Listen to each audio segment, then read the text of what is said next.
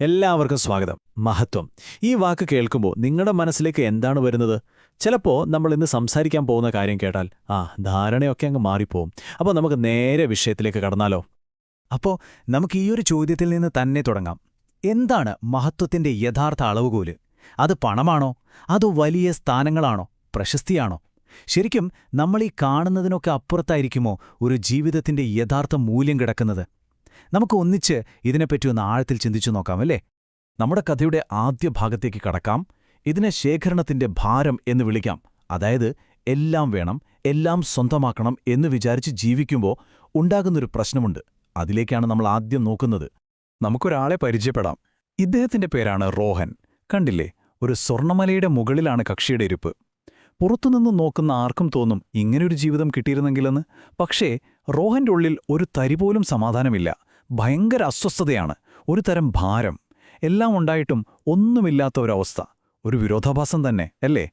അപ്പോൾ ഇവിടെയാണ് നമ്മൾ ജീവിതത്തിലെ രണ്ട് വഴികളെപ്പറ്റി മനസ്സിലാക്കേണ്ടത്. ഒന്നാമത്തേത്, ഈ കാണുന്ന പോലെ ശേഖരണം അഥവാ എല്ലാം വാരിക്കൂട്ടി വെക്കുക. ഇതിന്റെ പ്രശ്നം എന്താന്ന് വെച്ചാൽ ഇത് വെറുതെ നമ്മുടെ മനസ്സിന്റെ ഭാരം കൂട്ടുകയുള്ളൂ. എന്നാൽ രണ്ടാമത്തെ വഴി നോക്കൂ, സൃഷ്ടി. അതായത് പുതിയതുണ്ടാക്കുക, മറ്റുള്ളവർക്ക് കൊടുക്കുക. അവിടെയാണ് യഥാർത്ഥ സന്തോഷവും സമാധാനവും ഒളിഞ്ഞിരിക്കുന്നത്. അപ്പോൾ ഈയൊരു അവസ്ഥയിൽ നിന്നൊരു മാറ്റം സാധ്യമാണോ? തീർച്ചയായും. മഹത്വത്തെ അളക്കാൻ നമ്മൾ പുതിയൊരു വഴി കണ്ടെത്തുകയാണ്. ഇതിന്റെ ഉത്തരം വരുന്നത് വർഷങ്ങൾക്ക് പുറകിൽ നിന്നാണ്. കൃത്യമായി പറഞ്ഞാൽ 1973 നിന്ന്. അന്നത്തെ ഒരു സന്ദേശം ജീവിതത്തെ അളക്കാൻ ഒരു പുതിയ മാർഗം നമുക്ക് കാണിച്ചു തന്നു. അത് ഇന്നും വളരെ പ്രസക്തമാണ്. അപ്പോ എന്താണ് യഥാർത്ഥ മഹത്വം? അതിന്റെ നിർവചനം തന്നെ മാറുകയാണ്. നിങ്ങൾക്ക് വേണ്ടി എന്ത് നേടി എന്നതിലല്ല കാര്യം. പകരം നിങ്ങൾ ഏതൊരു വലിയ ലക്ഷ്യത്തിനു വേണ്ടി, ഏതൊരു ആദർശത്തിനു വേണ്ടി ജീവിച്ചു എന്നതിലാണ്. അതാണ് യഥാർത്ഥ മഹത്വം. ശരി, ഇത്രയും ആഴത്തിലുള്ള ഒരാശയം എവിടെ നിന്നാണ് വരുന്നത്? നമുക്ക് നോക്കാം. ഇത് വരുന്നത് മറ്റാരുടെയുമല്ല, യുഗഋഷി പണ്ഡിറ്റ് ശ്രീറാം ശർമ്മ ആചാര്യയുടെ തൂലികയിൽ നിന്നാണ്. അദ്ദേഹം പറഞ്ഞ ആ വാക്കുകൾ നമുക്കൊന്ന് ശ്രദ്ധിച്ചു കേൾക്കാം. നോക്കൂ, മഹത്വത്തിന്റെ അളവുകോൾ ഒരാൾ തനിക്ക് വേണ്ടി ശേഖരിക്കുന്ന സുഖസൗകര്യങ്ങളല്ല, മറിച്ച് അയാൾ ജീവിക്കുന്ന ആദർശങ്ങളും ലക്ഷ്യങ്ങളുമാണ്. തന്റെ സമയത്തിന്റെയും സ്വാധീനത്തിന്റെയും പ്രയത്നത്തിന്റെയും വലിയൊരു ഭാഗം പൊതുനന്മയ്ക്കായി വിനിയോഗിക്കുന്നവനാരോ അവനാണ് യഥാർത്ഥത്തിൽ മഹാൻ. എന്ത് ശക്തമായ വാക്കുകളാണെന്ന് നോക്കൂ. 1973 പറഞ്ഞതാണ്. സ്വയം നേടുന്നതല്ല, സമൂഹത്തിന് കൊടുക്കുന്നതാണ് മഹത്വം. അതാണിതിന്റെ കാതൽ. അപ്പോൾ ഈയൊരാശയം നമ്മൾ മനസ്സിലാക്കി. ഇനി ഇതെങ്ങനെ ജീവിതത്തിൽ പ്രാവർത്തികമാക്കാം? അതാണ് അടുത്ത ചോദ്യം. നമുക്ക് സൃഷ്ടിയുടെ പാതയിലേക്ക് കടക്കാം. നമുക്ക് നമ്മുടെ കഥാനായകനായ റോഹനിലേക്ക് തിരിച്ചുപോകാം. ഈ പുതിയ അറിവ് കിട്ടിയപ്പോൾ അവന്റെ ജീവിതം തന്നെ മാറിമറിഞ്ഞു. ആ മനസ്സിന്റെ ഭാരമൊക്കെ അലിഞ്ഞില്ലാതായി. സ്വർണം കൂട്ടിവെക്കുന്നതിന് പകരം അവൻ തന്റെ കഴിവും സമയവും മറ്റുള്ളവർക്കു വേണ്ടി ഉപയോഗിക്കാൻ തുടങ്ങി.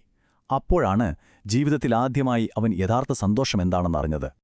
അപ്പോൾ നമുക്കും റോഹനെപ്പോലെ ഈ വഴിയിലൂടെ സഞ്ചരിക്കാൻ പറ്റും. അതിനായി ഈ 4 കാര്യങ്ങൾ ശ്രദ്ധിച്ചാൽ മതി. ഒന്നാമതായി, നമ്മുടെ ലക്ഷ്യങ്ങൾ കുറച്ചുകൂടി വലുതാക്കുക. സ്വന്തം കാര്യങ്ങൾക്ക് അപ്പുറത്തേക്ക് ചിന്തിക്കുക. രണ്ടാമത്, അത്യാഗ്രഹം ഉപേക്ഷിച്ച് എന്തെങ്കിലും സൃഷ്ടിക്കുന്നതിൽ ശ്രദ്ധിക്കുക. മൂന്നാമതായി, മറ്റുള്ളവരെ സഹായിക്കുന്നത് നമ്മളൊരു ശീലമാക്കി മാറ്റുക. അവരുടെ വേദനകൾക്കൊരു ആശ്വാസമാകാൻ ശ്രമിക്കുക. അവസാനമായി, നമ്മുടെ അധ്വാനത്തിൻ്റെ ഒരു പങ്ക് സമൂഹത്തിനു വേണ്ടി മാറ്റിവെക്കുക. ഈ 4 സ്റ്റെപ്പുകൾ പിന്തുടർന്നാൽ മതി. അപ്പോൾ നമ്മൾ ഇന്നിവിടെ സംസാരിച്ചതിൻ്റെ രത്നച്ചുരുക്കം എന്താണ്? പ്രധാനമായും 3 കാര്യങ്ങൾ. ഒന്ന്, മഹത്വം എന്ന് പറയുന്നത് പണമോ പദവിയോ അല്ല, മറിച്ച് നമ്മുടെ ആദർശങ്ങളാണ്. 2, എല്ലാം ശേഖരിച്ചു വെക്കാൻ ശ്രമിക്കുന്നത് നമ്മളെ അസ്വസ്ഥരാക്കും.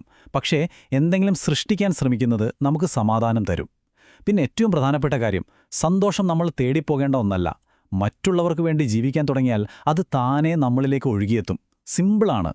പോകുന്നതിന് മുമ്പ് ഞാൻ നിങ്ങൾക്ക് മുന്നിൽ ഒരു ചോദ്യം വയ്ക്കുകയാണ്. ഒരു പക്ഷേ ഇതൊരു വെല്ലുവിളിയായി തന്നെ എടുക്കാം.